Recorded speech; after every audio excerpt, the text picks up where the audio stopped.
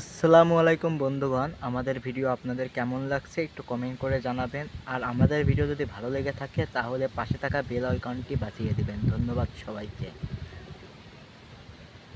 এসব বিড়বিড় করতে করতে ঘুমিয়ে গেলাম এক পর্যায়ে। উপরে চলে গেল। আর এদিকে তখন ইউসুফ দরজার আড়াল থেকে এসব শুনে হাসতে লাগলো। তখন ইউসুফ এসেছিল তার ঘরে। এটি কুহু আসার পর থেকে রোজের কাজ। কুহু ঘুমিয়ে যাওয়ার পর ওর রুমে এসে ওর পাশে বসে থাকা আর তার মুখখানি বসে বসে দেখা। এই মুখখানিতে যে কত মায়া কেউ গভীরভাবে পর্যবেক্ষণ না করলে বুঝতেই পারবে না।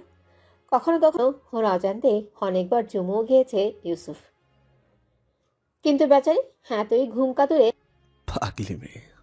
বলে মুচকি হাসলো, তারপর নিজের রুমের দিকে পা বাড়ালো। সকালবেলা, আজ খুব সকালে ঘুম ভাঙলো, তাই নামাজ পড়ে নিলাম। আজ আমার রেজাল্ট পাবলিশড হবে, ভয় লাগছে খুব।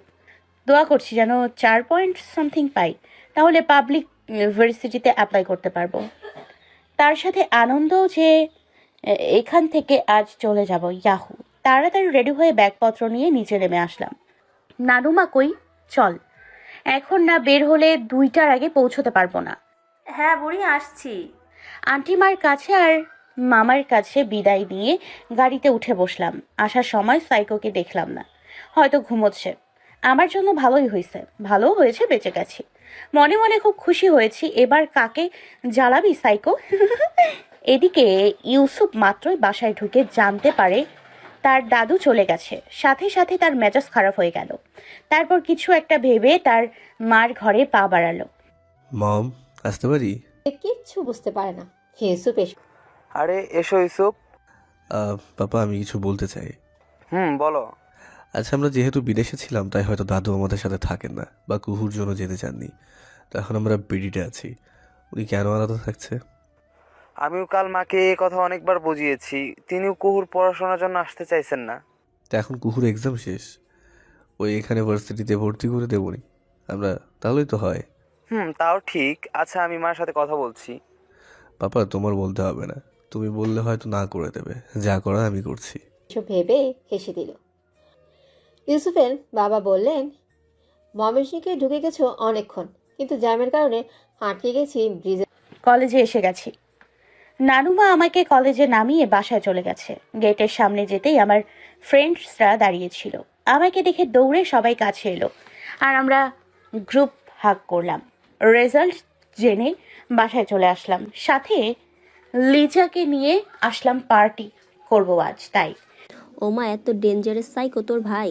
আমার তো দেখতে ইচ্ছে করছে তোর ভাইকে। লিজাকে সাইকোর কথা সব বললাম। শোনার পর এসব বলতে লাগলো। আমি বললাম, হ্যাঁ, দেখলে অবশ্য ক্রাশ খেয়ে যাবি, গ্যারান্টি সহ। যাই হোক, আজ আমি মুক্ত, আমার খুব ভালো লাগছে বলে গান ধরলাম। আজ মে উপর আসমান নিচে, আজ মে আগে জামানা হে পিছে। আমার গান শুনে খিলখিল করে হাসতে লাগলো, সাথে আমিও। তখনই কলিং বেল বেজে উঠলো। তুই বস, হয়তো নানুমা আসছে, বাজারে গিয়েছিল তখন কি জানি আনতে। আচ্ছা যা। আমি লাফাতে লাফাতে গেট খুললাম আর বলতে লাগলাম, নানুমা তোমার অত দেরি। বাকি কথা আর বলতে পারলাম না। সামনের ব্যক্তিটির দিকে তাকাবার পর গলায় কথা আটকে গেছে। তবদা লেগে গেলাম। আমি ভূত দেখার মতো তাকিয়ে আছি তার দিকে, আর উনি এক রহস্যময় হাসি ঠোঁটে লাগিয়ে বলতে লাগে, কিরে কুহু, ভয় পেয়েছিস বুঝি? আমি এক ঢোক গিলে বলতে লাগলাম, আপনি? কাঁপা কাঁপা কণ্ঠে তিনি এবার বিরক্তি ভাব নিয়ে আমাকে ধাক্কা দিয়ে বললেন, ভেতরে ঢুকতে ঢুকতে, সর সামনে থেকে, ঢুকতে দে। আমি তখন তার দিকে তাকিয়ে আছি আর ভাবছি উনি এখানে, কিন্তু কেন? মাথা ভন ভন ভন ভন করে ঘুরছে। যার কাছ থেকে পালালাম সে এসে হাজির। এখন কি হবে? আমাকে এভাবে দেখে তিনি ধমক দিয়ে বললেন, দাঁড়িয়ে আছিস কেন? যা পানি নিয়ে আয়। আমি মাথা নাড়িয়ে পানি আনতে চলে গেলাম। পানি এনে তার হাতে দিতেই তিনি উঠে দাঁড়ালেন আর বলতে লাগলেন, দাদু কই গেছে? বাজারে। কি ব্যাপার, আমাকে দেখে তোর চেহারার 12টা বেজে গেছে কেন? আমার কানের কাছে ফিসফিসিয়ে বলতে লাগলেন, আমাকে দেখে বুঝি খুশি হোসনি? উনি আমার এত কাছে আসতে কেমন জানি ফিল হতে লাগলো, কিন্তু ভালো লাগছিল সেই ফিলিংসটা। টিভিতে দেখেছি যখন নায়ক তার নায়িকার কাছে আসে তখন নায়িকা কেমন ব্লাশিং করে, আমারও তেমন হচ্ছে। তার সাথে কান যেন গরম হয়ে যাচ্ছে। তখনই তিনি ঝাঁঝালো কণ্ঠে বলে ওঠে, এই তুই এমন করছিস কেন? ওনার কথা শুনে আমার সব ভালো লাগার ফিলিংস ফুস হয়ে গেল। আসলে সাইকো শালায় এইটা। আমি চেঁচিয়ে বললাম, আপনার ইচ্ছা আমার কি? হ্যাঁ, এতদিন আপনার বাসায় ছিলাম তাই আপনাকে কিছু বলিনি, বুঝলেন? এটা আমার বাসা, এ বাসার গন্ডি, বুঝলেন? আর হ্যাঁ, যে কদিন এখানে আছেন আমার ধারে কাছেও আসবেন না, নয়তো আপনার খবর আছে, বুঝলেন? হ্যাঁ। ভাব নিয়ে চলে আসলাম আমার রুমে। এদিকে কুহুর কথা শুনে ইউসুফ ভ্যাবলা কান্তের মতো তাকিয়ে আছে কুহুর যাওয়ার দিকে। কিছুক্ষণ পর যখন বুঝতে পারলো কুহু তাকে দাপট দেখিয়ে চলে গেছে, মেজাজ বিগড়ে গেল তার। কি সাহস এই মেয়ে! গুনে গুনে 7 বছরের বড় তার আমি, আর আমাকে এত ডায়লগ দিয়ে গেল, তাও আবার আমার দাদু বাড়ি দাঁড়িয়ে। সে কি ভুলে গেছে তার থেকে আমার এই বাড়িতে অধিকার বেশি? খুব ঝাঁজ না তোর? দাঁড়া, বের করবো তোর ঝাঁজ। রাগে ফুঁসতে ফুঁসতে সোফায় বসে পড়ল ইউসুফ। তখনই তার দাদু আসে। দাদুকে আগেই কল করেছিল সে। তার দাদু তাকে রুমে দিয়ে মাগরিবের সালাত আদায় করতে যায়। আর ওইদিকে লিজা কুহু আর ইউসুফের কথা শুনে হাসতে হাসতে শেষ। সন্ধে হয়ে আসছে দেখেও সেও বেরিয়ে যায়। মধ্যরাতে ঘুমের মধ্যে মনে হলো আমি হাওয়ায় ভাসছি। পিটপিট করে চোখ মেলে দেখছি আমার মাথার উপর খোলা আকাশ, আর আমি কারোর কোলে। ভালো করে তাকিয়ে দেখি আমি সাইকোর কোলে। আর আমরা এই মধ্যরাতে ছাদে। কিছু বলবো তার আগেই ধরাম করে ফেলে দিল আমাকে। আহ, অসভ্য লোক, এমন করলেন কেন? আর আমাকে এখানে কেন আনছেন এত রাতে? এসবের মানে কি? ফাজলামো করেন? তিনি কিছু না বলে সোজা ছাদের দরজার সামনে গিয়ে দাঁড়ালো, আর আমার দিকে ফিরে বাঁকা হেসে দরজা লাগিয়ে দিলেন। আমি দৌড়ে দরজার কাছে গিয়ে দরজা ধাক্কাতে লাগলাম আর চিল্লিয়ে বলতে লাগলাম, শালা সাইকো, তোরে পাইলে তোর চুল ছিঁড়মু, আর আমি আমার চানটা কয়লা কইরা ফেলতেছে। খোল তুই, নানুমা নানুমা। তখনই সাইকো বলে উঠলো, তুই তো ভারী বেয়াদব। ভেবেছিলাম তোকে একটু শিক্ষা দিয়ে ছেড়ে দেবো, এখন দেখি চলবে না, সকাল পর্যন্ত আটকে রাখবো। আর এখন তুই এখানে বসে বসে মশার কামড় খা, তাহলে তোর শরীরে ঝাঁঝটা কমবে। বলেই চলে গেল সাইকোটা। আর আমি এদিকে কেঁদে কেঁদে শেষ। এইটা আসলেই সাইকো, আর হাত পা কামড়ে দিচ্ছে মশা। আমি তোকে ছাড়বো না সাইকো। চোখে তীব্র মাত্রায় আলো পড়ায় ঘুমটা ভেঙে গেল আমার। চোখ মেলে দেখে আমি খোলা আকাশের নিচে শুয়ে আছি। ধীরে ধীরে উঠে বসলাম। সারা শরীর অনেক ব্যথা করছে। ভালো করে তাকিয়ে দেখি আমি ছাদে। পরক্ষণে কাল রাতের কথা মনে পড়ে গেল সব। সাইকো শালাটা আমায় এখানে আটকে রেখে চলে গেছে। বসে বসে সাইকোকে বকছি, তখনই আমার কপালে কিছু একটা পড়লো, ঠান্ডা ভারী তরল জাতীয়। কপালে হাত দিয়ে সামনে এনে দেখি পাখি শালা হাগু করে দিছে কপালে। শালার পাখি আর জায়গা পেলি না, সব রেখে আমার কপালে। মেজাজটা আরো খারাপ হলো। শালা আমার ভাগ্যটাই খারাপ। এই জন্য তোরে ছড়মুনো আমি। রাগে গজগজ করতে করতে রুমে চলে আসলাম। তারপর ওয়াশরুমে ঢুকে পড়লাম। পানির নিচে দাঁড়িয়ে আছি, পুরো শরীর জ্বলছে, সাথে সারা শরীরের জায়গায় জায়গায় মশার কামড়ে ফুলে গেছে। শালা কত বড় হেনস্থাটা করলো আমারে। এর শাস্তি তোরে রাতে দিমু আমি, নয়তো আমার নাম কুহুনা। হ্যাঁ। গোসল শেষে রেডি হয়ে নিচে নেমে আসলাম। খাবার টেবিলে নানুমা আর সাইকো বসে খাচ্ছে আর গল্প করছে। বাহ, নাতিকে পেয়ে নাতনিকে ভুলেই গেছে। আমাকে নিচে নামতে দেখে নানু বলতে লাগে, আরে বুড়ি, কই ছিলি? রুমেও পেলাম না। আর তোর সারা শরীরে এমন ফোলা কেন? হাম হলো না তো? নানুর কথায় বিরক্ত লাগছে। নাতিকে পেয়ে আমাকে ভুলেই গেল। মুখ ভার করে উত্তর দিলাম, মশা কামড়িয়েছে। মশা আসলো কই থেকে? তুই রাতে কয়েল জ্বালাস নাই? তখনই আমার মুখের কথা কেড়ে নিয়ে বলতে লাগে সাইকোটা। বলে হেসে কুটি কুটি হচ্ছে। এর হাসি দেখে গা আরো জ্বালা করছে। মন তো চাইছে ওকে মৌমাছির কামড় খাওয়াতে। নানুমা হাসতেছে, আমার রাগ আরো বাড়ছে। তাই ব্যাগ কাঁধে নিয়ে বের হয়ে গেলাম। আর নানুমা চিল্লিয়ে বলে যাচ্ছে পেছন থেকে, বুড়ি, কই যাস? নাস্তা তো করে যা। আমি আর পেছনে তাকালাম না। না, তার ডাকে সাড়া দিলাম। খাও তোমার গুণধর নাতিকে বসিয়ে বসিয়ে। আমি কে? আমি তখন পর হয়ে গেছি। বের হয়ে কল দিলাম লিজাকে। আর কতক্ষণ? এসে গেছি। কি তাহলে ফোনটা ধরলি কেন? আর 2টা টাকা কেটে নিল। কিপটে রে তুই, এভাবে তাকাচ্ছিস কেন? আচ্ছা সরি, কই যাচ্ছি আমরা তা তো বল। বলছি সামনের বস্তিতে যাব। কিন্তু কেন? পাগলের মতো হাসছিস কেন? এই তোর মাথা ঠিক আছে তো? চল, গেলেই বুঝবি রাতের বেলা। ইউসুফ মাত্রই এসেছে বাহির থেকে। ময়মনসিংহ শহরটা আজকে ঘুরে দেখেছে। সাথে সাথে তার বিদেশে থাকাকালীন তার কিছু বন্ধু হয়, তার একজন ময়মনসিংহের মেয়রের ছেলে উদয়, সেও এসেছে। ভালোই কেটেছে দিনটি তার। এখন অনেক ক্লান্ত সে, তাই বাহির থেকে এসে বিছানায় গায়ে এলিয়ে চোখ বন্ধ করে নেয়। কিছুক্ষণ যাওয়ার পর উপলব্ধি করে তার শরীরে কিছু হাঁটছে। প্রথমে গুরুত্ব দিল না সে, পর মুহূর্তেই মনে হচ্ছে কিছু কামড় দিচ্ছে। 1-2বার ইগনোর করার পর যখন দেখলো না, ক্রমশই বাড়ছে, ততক্ষণে দাঁড়িয়ে যায়। সারা শরীর চুলকাতে শুরু করে, সাথে কামড়ে। দ্রুত বিছানা ত্যাগ করলো ইউসুফ। চুলকাতে চুলকাতে খেয়াল করলো তার বিছানায় লাল পিঁপড়ে ভরা। সাথে সাথেই দাদু বলে চিৎকার করতে লাগলো ইউসুফ। তখন ইউসুফের দাদু দৌড়ে রুমে আসে। কি হলো ইউসুফ? ইউসুফ রাগে বলতে লাগে, দেখ বিছানায় তাকিয়ে। হায় আল্লাহ, এত লাল পিঁপড়া কই থেকে আসলো? আচ্ছা দাঁড়া দাদু ভাই, বেডশিট চেঞ্জ করে দিচ্ছি। তোর তো সারা শরীরে লাল করে ফেলেছে কামড়িয়ে, তুই বরং গোসল করে নে।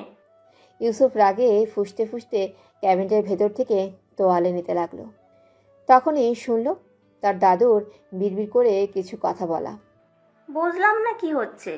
কাল আমার নানু ভাইকে মশা কামড়ে দিয়েছে, আজ আমার দাদু ভাইকে পিঁপড়ে কামড়াচ্ছে। কি হচ্ছে? না জানি কার নজর লেগেছে আমার নাতিদের। বেডশিট চেঞ্জ করে তিনিও চলে গেলেন। আর ইউসুফ এখন বুঝতে পারছে হেয়ার কারও না, বরং কুহুর কাজ। রাগ উঠে গেল তার মাথায়। এতটুকু মেয়ে তার সাথে পাঙ্গা নিচ্ছে, এর বিহিত সে করেই ছাড়বে, যেন পরবর্তীতে আর চোখ তোলার সাহস না পায়। রাগে গজগজ করতে করতে ওয়াশরুমে চলে গেল সে। হ্যাঁ জানি, সবটা দেখছি আমি দরজার আড়াল থেকে। বাদরের মতো লাফাচ্ছিল আর চুলকাচ্ছিল নিজের শরীর। আমার কলিজা আজকে ঠান্ডা হয়ে গেছে। বোন, তুই থাকলে দেখতে পাইতি। তুই পারিসও। বেচারার কি হাল করেছিস না জানি। কোন বেচারা না বুঝলি? পুরাই সাইকো। জানটারে কয়লা বানাইছে এই কয়দিনে। আর তুই বেচারা কস? যা, তোর সাথে কথা কমু না, রাখ ফোন বলে কল কেটে দিলাম। হে, কি দরদ সবার। সবাই সাইকোর পক্ষে কথা কয়। হ্যাঁ, দরজার উল্টা পাশে বসে ফোনে কথা বলছিলাম, তখনই হুট করে দরজা লাগানোর শব্দে পেছনে পেছনে পরে তাকাতেই চক্ষু আমার ছানা বড়া। সাইকো দরজা আটকে দরজার সাথে হেলান দিয়ে দাঁড়িয়ে আছে আর আমার দিকে ভয়ানক দৃষ্টি দিয়ে তাকিয়ে আছে। আপনি আমার রুমে কেন আর দরজা লাগিয়েছেন কেন? কাপা কাপা কণ্ঠে জিজ্ঞাসা করতে লাগলাম। তিনি আমার কথার উত্তর না দিয়ে বাঁকা হাসলেন আর আমার দিকে এগিয়ে আসতে লাগলেন। আমি তার এভাবে এগিয়ে আসতে দেখে খাটের একদম পাশে প্রান্তে চলে আসি আর উনি সাথে সাথে আমার হাতটি টান দিয়ে তার কাছে নিয়ে আসে। তারপর খাট থেকে নামিয়ে আমাকে উল্টো দিকে ঘুরিয়ে তার বুকের সাথে আমার পিঠ চেপে ধরলেন। ঘটনাটা মুহূর্তে হওয়াতে আমি কি বুঝে ওঠার আগেই এমন হয়ে গেল আর আমি ভয়ে চোখ বন্ধ করে কাঁপতে লাগলাম। আর উনি আমার কানের কাছে মুখ এনে বলতে লাগলেন, খুব সাহস তোর, আমার সঙ্গে পাঙ্গা নিতে আসিস? তোর সাহসে তারিফ করতে হয়, কিন্তু আমার যে এত সাহস পছন্দ না। তুই ভুলে গেলে কি করে আমি তোকে ধরতে পারলে আমি কি করব? আমি কেঁদে দিলাম ভয়ে। সত্যি মজার ছলে ভুলে গিয়েছিলাম আমি একটা সাইকোর সাথে লেগেছি, যে কিনা উঠতে বসতে বন্দুক আমার নাকের ডগায় ধরে রাখে। আমি কাঁদতে কাঁদতে বললাম, ভাইয়া প্লিজ ছেড়ে দিন, আর করব না, আর আপনার সামনেও আসবো না। ফুপিয়ে কাঁদতে লাগলাম, তাতে যেন কোনো কাজই হলো না। উল্টো উনি আমাকে ধাক্কা দিয়ে বিছানায় ফেলে দিলেন আর উনিও আমার উপর চড়ে বসলেন। আমি তাকে সরাতে চাইছি, তাই উনি আমার হাত দুটো বিছানার সাথে চেপে ধরে আর একটা কামড় বসিয়ে দিলেন জোরে। আমার যেন জান বের হয়ে যাচ্ছে। আমি চিল্লাতে লাগলাম। আমার চিল্লানো শুনে আরও জোরে একই জায়গায় আবার কামড় বসিয়ে দিলেন। এদিকে ব্যথায় আমার জান যায়। কিছুক্ষণ পর তিনি আমাকে ছেড়ে উঠে পড়লেন আর বলতে লাগলেন, নেক্সট টাইম আমার সাথে লাগতে আসার আগে আজকে রাতটা মনে করে নিস। বলে তিনি হন হন করে বের হয়ে গেলেন। আমি এদিকে কামড়ের জায়গায় হাত চেপে কাঁদতে লাগলাম। খুব ব্যথা করছে। মনে মনে পণ করলাম বেঁচে থাকলে কখনো তার মুখোমুখি হব না। আমি তো ভুলেই গিয়েছিলাম যে এ সাইকো। কাঁদতে কাঁদতে এক পর্যায়ে ঘুমিয়ে যাই। এভাবেই চলে গেল এক সপ্তাহ। সাইকো আমাদের তার সাথে তাদের বাসায় নিয়ে আসে একেবারের জন্য। আমার এতটুকু পরিমাণ ইচ্ছে ছিল না তার বাসায় আসার। কেনই বা থাকবে? উনি আমার সাথে ওই দিন কি কাজটা করলেন এখনো কামড়ের দাগটি রয়েছেই। যতদিন এই দাগটি থাকবে ততদিন আমি ওই কথা চাইলেও ভুলতে পারবো না। ওই দিনের পর থেকে আমি তার সাথে কথা বলিনি, ইগনোর করি তাকে। যেখানে তিনি সেখানে আমি আমার ছায়া ফেলি না। কিন্তু তিনি আমার সাথে এই কদিনে অনেকবার কথা বলার ট্রাই করেছেন, কিন্তু পারেনি। এদিকে আমার ভর্তির সময়ও চলে আসে। মামা আমাকে একটি প্রাইভেট ভার্সিটিতে ভর্তি করিয়ে নেন। কাল থেকে আমাদের ক্লাস শুরু। তাই আর এসব বাদ দিয়ে এখন আমি আমার লাইফে ফোকাস করি। দুপুরবেলা খাবার টেবিলে বসে আছি। আন্টি মা খাবার দিচ্ছেন। নানুমার শরীরটা ইদানিং ভালো না, তাই তিনি রুমেই খেয়ে নিয়েছেন। আর মামা অফিসে। খাবার টেবিলে আমি আর আন্টি মা খাচ্ছি আর নানা রকম গল্প করছি। তখনই হুড়মুড় করে বাসায় ঢুকে ইউসুফ ভাইয়া আমাদের দিকে একবার তাকিয়ে ওপরে চলে গেলেন তিনি। আন্টি আর আমি তো পুরাই, মনে হচ্ছে অনেক রাগ করে আছেন। তাতে আবার কি, আমাদের খাবার শেষে উঠে যাব তখনই আন্টি মা বলতে লাগলেন, আম্মু একটু কষ্ট করে তোমার ভাইকে নিচে খেতে আসতে বলে আসো। আমি কি বলবো ভাবছি। আন্টিকে তো মানাও করতে পারবো না, তাই মুচকি হেসে মাথা নাড়াইলাম। সাইকোর রুমের সামনে দাঁড়িয়ে আছি, কি করব ভাবছি। ঢুকবো কি ঢুকবো না, তখনই ভেতর থেকে ইউসুফ গম্ভীর কণ্ঠে বলে ওঠে, ওখানে দাঁড়িয়ে কি করছিস? কিছু বলবি? ইয়ে মানে আন্টি খাবারের জন্য নিচে যাইতে বলছে আপনাকে, বলেই চলে যেতে নেই। অমনি হাতে হ্যাঁচকা টান মেরে একদম তার কাছে নিয়ে আসে। আমি ভয়ে চোখ বন্ধ করে ফেলি, আর তার সাথে কাঁপাকাঁপি ফ্রি। আমি ভয়ে চোখ বন্ধ করে আছি। উনি তখন আবার দু বাহুতে চেপে ধরে বলতে লাগে, খুব সাহস বেড়েছে তাই না তো? আমাকে ইগনোর করছিস? বারবার কেন আমাকে রাখাস বলতো? আমি কি কি করেছি আপনাকে? ছাড়েন আমাকে প্লিজ, ব্যথা পাচ্ছি হাতে। কান্না করতে করতে বললাম। আমাকে ইগনোর করার আগে মনে ছিল না? দাঁতে দাঁত চেপে বললেন। তখনই আমার রাগ উঠে গেল।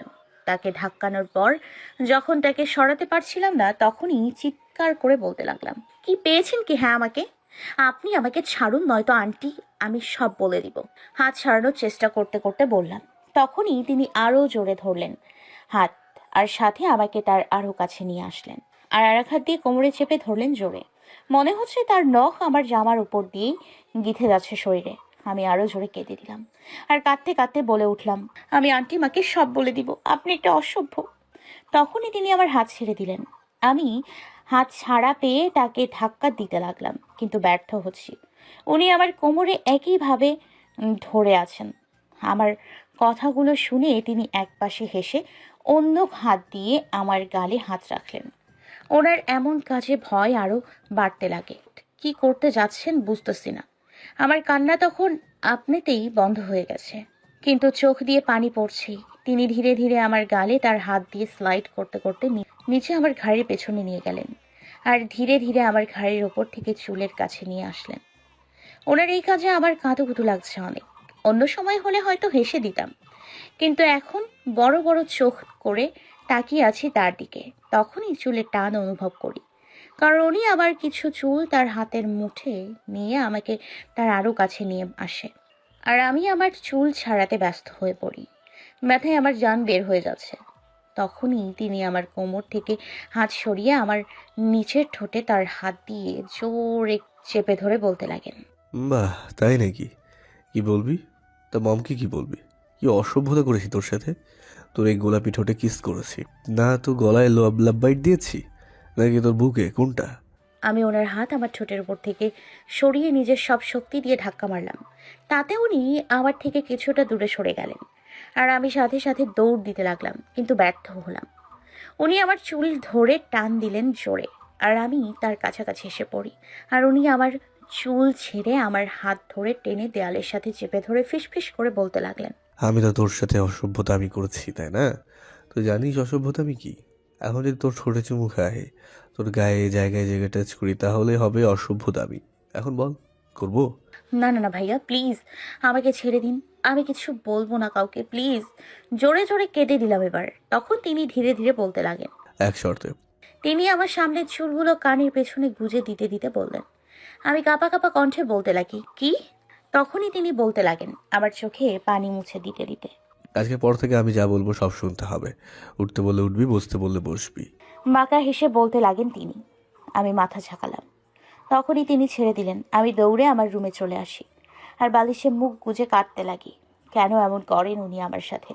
আমি থাকবো না এ বাসায়, আমি বাসায় যাব। আম্মু আমি থাকবো না, তোমার কাছে নিয়ে যাও প্লিজ, আজ ভার্সিটিতে যাচ্ছি। সাইকোর সাথে করে নিয়ে যাচ্ছে। উনি ড্রাইভ করছেন আর আমি তার পাশে বসে বাইরে তাকিয়ে আছি। মামার আজকে নিয়ে যাওয়ার কথা ছিল, বাট মামার কাজ পড়ে যাওয়াতে সাইকোটাই নিয়ে যাচ্ছে। তিনি আমার সাথে নানান কথা বলে যাচ্ছেন। আমি শুধু হু হা করে মাথা নাড়িয়ে উত্তর দিচ্ছি। কালকে উনি আমার সাথে যা করেছেন তার জন্য আমি তাকে কখনো ক্ষমা করব না, কিন্তু তাই বলে তার রিস্ক নিতে চাই না। তাই যা জিজ্ঞাসা করেন উত্তর দিচ্ছি। উনি আমাকে নানান রকম উপদেশ দিয়ে যাচ্ছেন, যা আমি এক কান দিয়ে ঢুকাচ্ছি, অন্য কান দিয়ে বের করছি। ভার্সিটির গেটের সামনে এসে গাড়ি থামালেন। আমি নেমে যেতে নিলেই তিনি বলতে লাগেন, অল দ্য বেস্ট। আমি মুচকি হাসি দিলাম। উনি চলে গেলেন। আমি গেট দিয়ে ঢুকতেই কিছু একটার সাথে বেজে ধরাম করে নিচে পড়ে গেলাম। তখনই কায়নাত বলে ডাকে। আমি মুখ উপরে তুলে দেখি একটি সুদর্শন পুরুষ আমার সামনে দাঁড়িয়ে আছেন।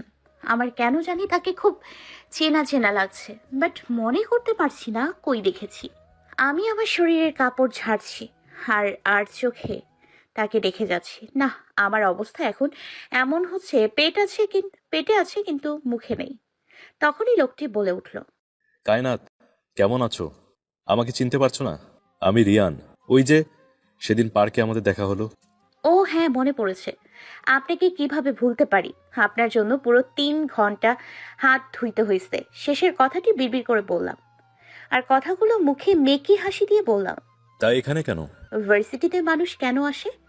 এক ভ্রু উঁচু করে বললাম। তিনি মুচকে হেসে বললেন, না না, আমি বলতে চাইছি তুমি এখানে ভর্তি হয়েছো। জি, কোন ইয়ার? First year. কোন সাবজেক্ট? বিরক্ত লাগছে তার প্রশ্নগুলো, তাও মুখে হাসির রেস্টেনে বললাম, সাইকোলজি। আচ্ছা আমি আসি বলে পা বাড়ালাম। তখনই পেছন থেকে বলে ওঠেন তিনি, ওহো, আচ্ছা শোনো, কোনো প্রবলেম হলে আমাকে বলো, আমি এখানেই পড়ি, ফাইনাল ইয়ারে। আমি মনে মনে বললাম, তোরে কেন কমু, আমি নিজেই একাই 100। কিন্তু মুখে হাসি রেখে তাহাকে বলিলাম, জি আচ্ছা বলবো, আসি বলে চলে গেলাম আমার ক্লাসের উদ্দেশ্যে। প্রথম ক্লাস নেই, সেমিনার হবে। হলে বসে বসে ফোন চাপছিলাম, তখনই হুড়মুড় করে এসে কেউ আমাকে জড়িয়ে ধরে। প্রথম ভয় পেলেও জড়িয়ে ধরা ব্যক্তিটিকে দেখে আমি চিৎকার দিয়ে উঠলাম, সাথে সেও। এ যে আমার প্রাণ প্রিয় ক্রাইম পার্টনার লিজা। আমি ওকে জড়িয়ে ধরে বলে উঠি, তুই এখানে? এত বড় সারপ্রাইজ! তুমি যেখানে আমি সেখানে, সে কি জানো না? বাধা দুজনে, একই বাঁধনে, সে কি মানো না? আমি লিজাকে টাইটলি হাগ করে বলি, আমি জানি পাখি। তখনই চোখ পড়ে লিজার সাথে থাকা মেয়েটির দিকে। মেয়েটি আমাদের দেখে হাসছে। তখনই লিজা আমার চাহনি অনুসরণ করে তাকিয়ে হেসে দিল আর বলতে লাগে, ও হচ্ছে অথই, আমার কাজিন। ওদের বাসাতে উঠেছি, আর ওই আমাদের সাথে এই ভার্সিটিতে ভর্তি হয়েছে। ওহো, ভালোই হয়েছে। হাই, আমি কুহু। হাত বাড়িয়ে বলতে লাগলাম। অথই হাত না দিয়ে জড়ায়ে ধরলো আর বলতে লাগলো, আমি ফ্রেন্ডস ক্লাসমেটদের সাথে ফর্মালিটি পছন্দ করি না, তাই তুমি বলতে পারবো না, তাই সোজাসুজি তুই বলবো, তোকেও বলতে হবে। আমি কিছুক্ষণের জন্য থ মেরে রইলাম আর লিজার দিকে তাকালাম। লিজা হেসে দিল আর বলতে লাগে, ওই এরকমই। হাসতে লাগলাম সবাই। তারপর ক্লাস করে যে যার বাসায় চলে আসলাম ভার্সিটি থেকে। ড্রাইভার চাচা নিয়ে আসছেন। ভালোই কেটেছে দিনটি। রুমে এসে শটান করে শুয়ে পড়লাম।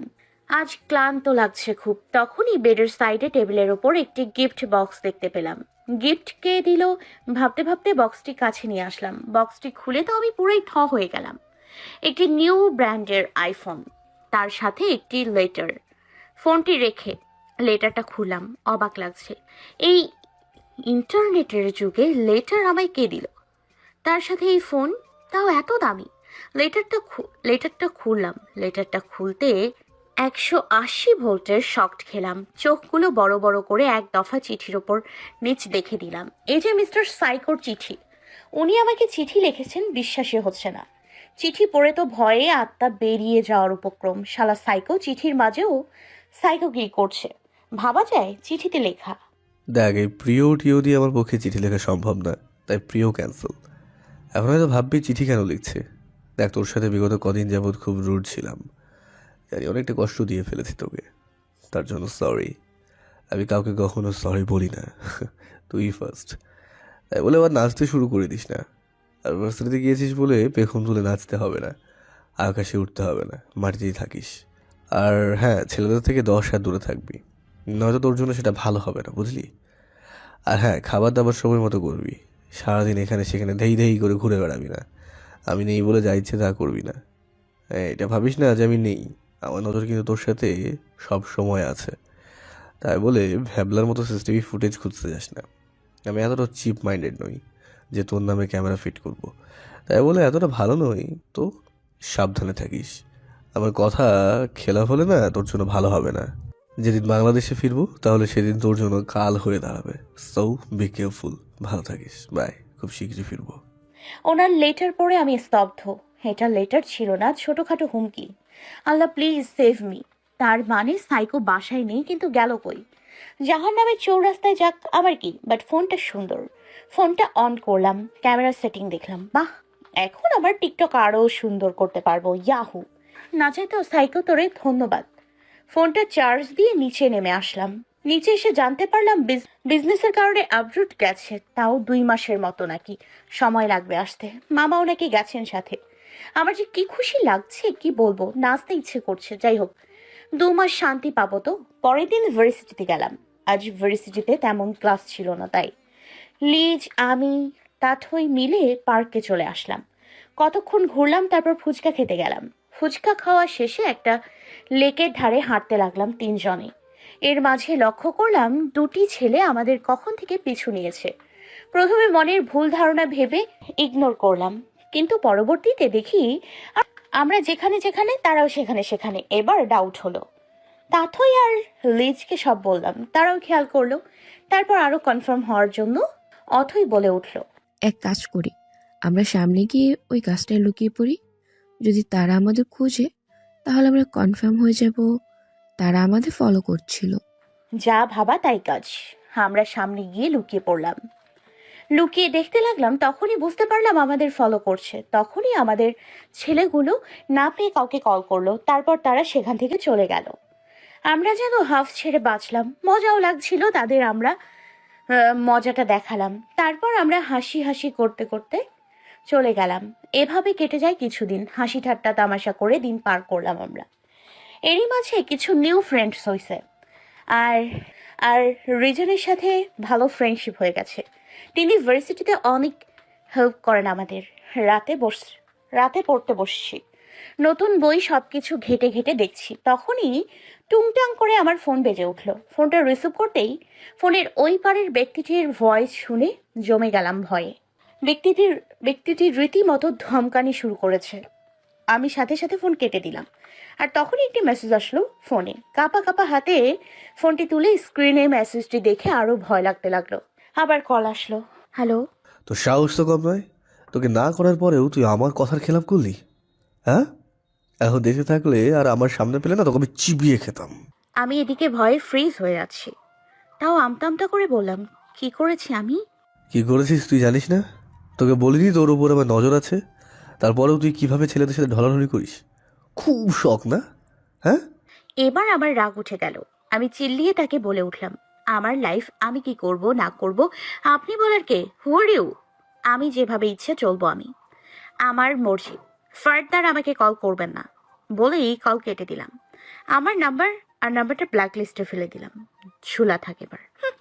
ওদিকে ইউসুফ যখন কুহুকে ফোনে পাচ্ছে না, মাথায় রাগ চেপে বসে। হাতে থাকা ফোন খুব জোরে আছাড় মারে আর বলতে লাগে, উড় যত উড়বার, আমাকে তো চিনিস না রে কুহু। আমি যেদিন ওই দেশে পা রাখবো সেদিন যে তোর কি হবে। এই 1 মাসে রিয়ানের সাথে ভালো বন্ডিং হয়ে গেছে আমার। ওর কেয়ারিং খুব ভালো লাগে। কি সুন্দর করে কথা বলে। দিনের বেশিরভাগ সময়ে আমার এখন তার সাথে কাটে। রিয়ান ঠিক যেমন আর ইউসুফ ঠিক তার উল্টো। রিয়ান সব সময় হাসি হাসি ভাবে কথা বলে। কেন জানি না ওনার প্রতি আলাদা টান অনুভব করি।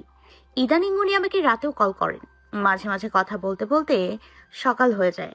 কথাগুলো পড়ার টেবিলে বসে ভাবছি, তখনই ফোন আসে। ফোনটা হাতে নিয়ে দেখছি রিয়ান কল করেছে। কেন জানি কলটা পেয়ে ঠোঁটের কোণে মৃদু হাসির রেখা ফুটে ওঠে। ফোনটি রিসিভ করতেই রিয়ান বলতে লাগে, হেই ডিয়ার, আর ইউ বিজি? আমি লজ্জা মাখা মুখে বললাম, না, কেন? একটা কথা ছিল। বলুন। কাল আমার বার্থডে। ও, জানতাম না তো। যেহেতু এখনো 12টা বাজেনি, তাই অগ্রিম বার্থডে। ওপাশ থেকে রিয়ান মুচকি হাসলো আর বলল, ধন্যবাদ ডিয়ার, বাট এইভাবে উইশ করলে চলবে না। কাল ছোট একটা পার্টি রেখেছি বাসায়, তুমি আমন্ত্রিত। না আসলে চলবে না, তোমার জন্য সারপ্রাইজ আছে। আচ্ছা, বার্থডে আপনার আর সারপ্রাইজ আমার জন্য, কেমন শোনালো না? যেমনই শোনাক। আর শোনো, তোমার ফ্রেন্ডদেরও ইনভাইট করেছি, আর তোমার জন্য একটা গিফটও আছে, যা সকালে পেয়ে যাবা। আমি এবার সত্যি তাজ্জব হচ্ছি। এখন মনে হচ্ছে বার্থডে আপনার নয়, আমার। হুম, একই তো। বলে হাসতে লাগলো রিয়ান। এভাবে কথা বলতে বলতে রাত হয়ে যায় অনেক। তখনই কথা বলার মাঝে দু একবার আননোন নাম্বারে কল আসে। আননোন দেখে ধরলাম না,